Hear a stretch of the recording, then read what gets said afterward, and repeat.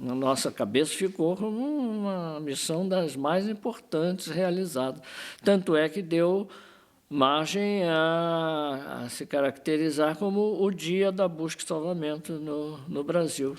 Para a Força Aérea, o Dia da Busca e Salvamento é o dia em que os sobreviventes foram encontrados na Amazônia nesse desastre.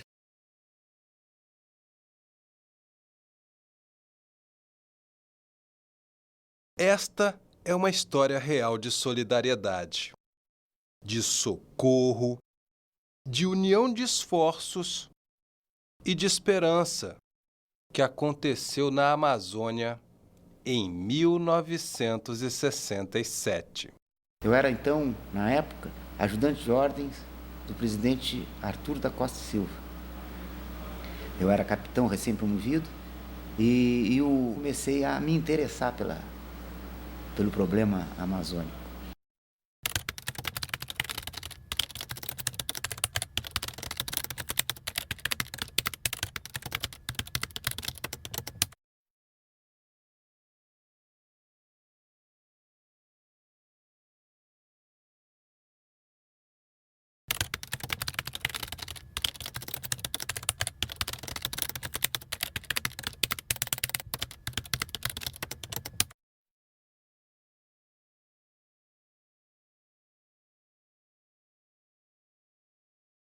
Nesse tempo, mestre, havia muita coisa política, muita divagação por aqui. Eu não quero citar nomes, nem política, mas havia movimentos estranhos aqui na região.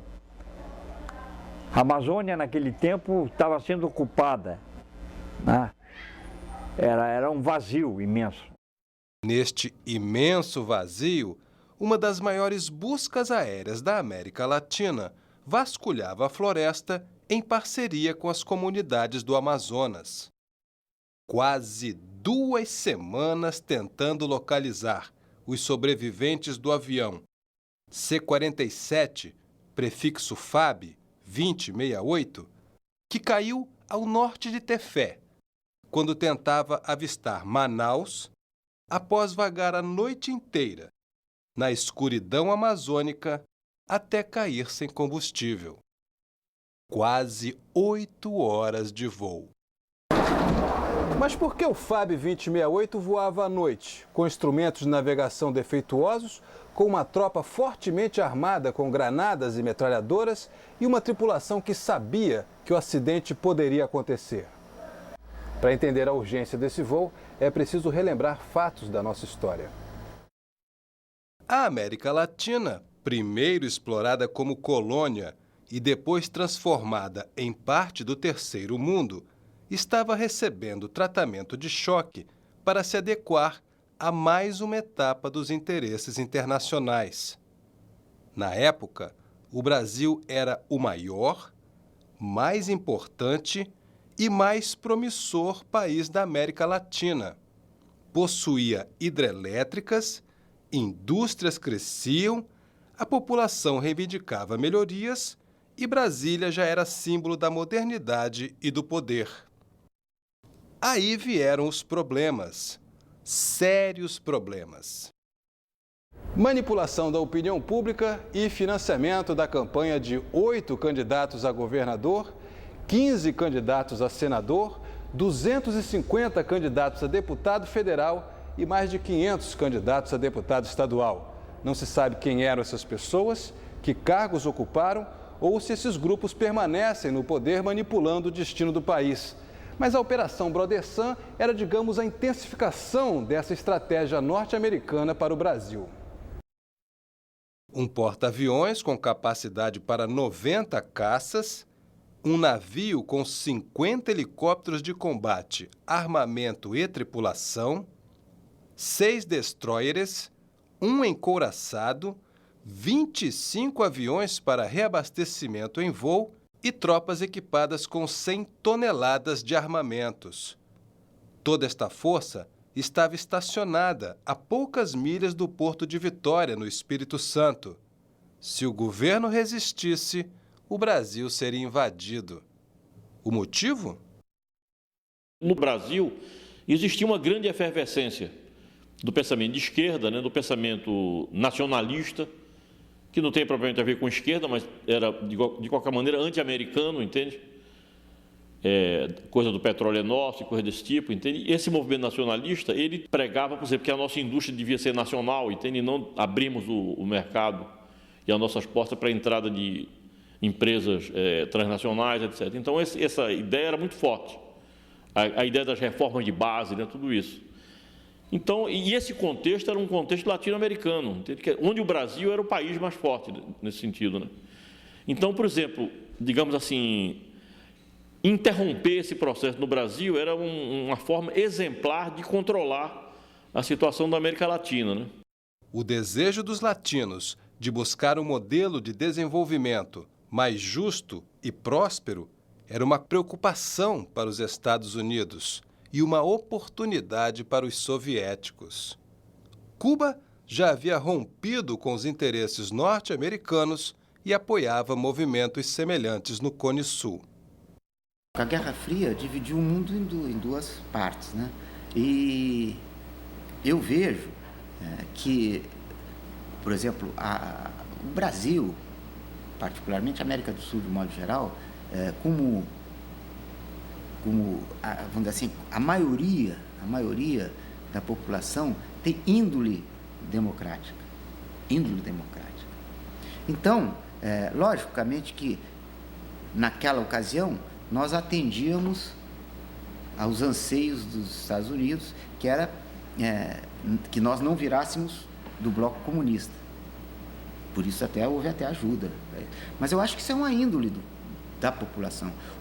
Porque é uma grande falácia dizer que aquele pessoal que estava fazendo aí, assaltando banco, e queria um regime democrático. Eles queriam, era o totalitarismo soviético, que eu acho que é contra a índole do brasileiro. E isso veio a favor do outro lado, só tinha dois lados. Jânio Quadros abandonara a presidência da República 6 dias após manifestar apoio e parceria comercial a Cuba, durante solenidade de condecoração de Che Guevara em Brasília. O ministro cubano e permanente líder guerrilheiro transitava na América Latina apoiando movimentos revolucionários, até ser assassinado na Bolívia em 1967. Eu até estive uma missão em Cachimbo, ou noutra ocasião, muito bem sucedida, inclusive, que nós chegamos lá, a casa tinha sido abandonada, mas nós sabíamos que tinham havido cubanos que tinham estado presentes lá falando espanhol, etc. A isolada região amazônica era estratégica em função da ausência do Estado, da desinformação e da pobreza. Rica terra de ninguém, onde valia a lei do mais forte. E a partir da década de 60, essa questão começa a ser fortemente vivida. Entende? Por exemplo, com a criação, por exemplo, do tipo de jagunço, grileiro, entende? Essas figuras novas, digamos, socialmente novas, que são os capatazes, entende? As milícias ligadas a essas fazendas e tal, que davam um prazo para o cara sair, entende? Brasileiros e estrangeiros saqueavam a nação, grilando enormes áreas da Amazônia e tratavam brasileiros sem compaixão, sem dignidade e sem respeito. O fundamento dessa história é o conflito agrário, entende? Que dá até justificativas para o movimento guerrilheiro se fixar e tal, e digamos assim, raciocinar de que ali, como existia um grande descontentamento em uma situação de tensão muito grande, seria uma área propícia para uma guerrilha se implantar, entendeu? E ter sucesso, em função do grande descontentamento, exatamente, de uma grande insatisfação, de um grande risco que indígenas, poceiros, entende? Ocupantes, sitiantes, etc., estavam sofrendo ou pensavam que estavam sofrendo, porque às vezes esse tipo de pressão não havia chegado até ele, mas havia digamos assim, essas notícias se espalhavam, né, de que fulano tinha sido expulso, entende? Ou tinha sido obrigado a sair, enfim, essa questão de uma grande movimentação, inclusive temperada com violência, sempre. O conflito agrário e a ameaça na quebra da hierarquia das Forças Armadas colocavam em risco a segurança nacional. Numa articulação de políticos e setores da sociedade civil, o Exército assume o comando do país.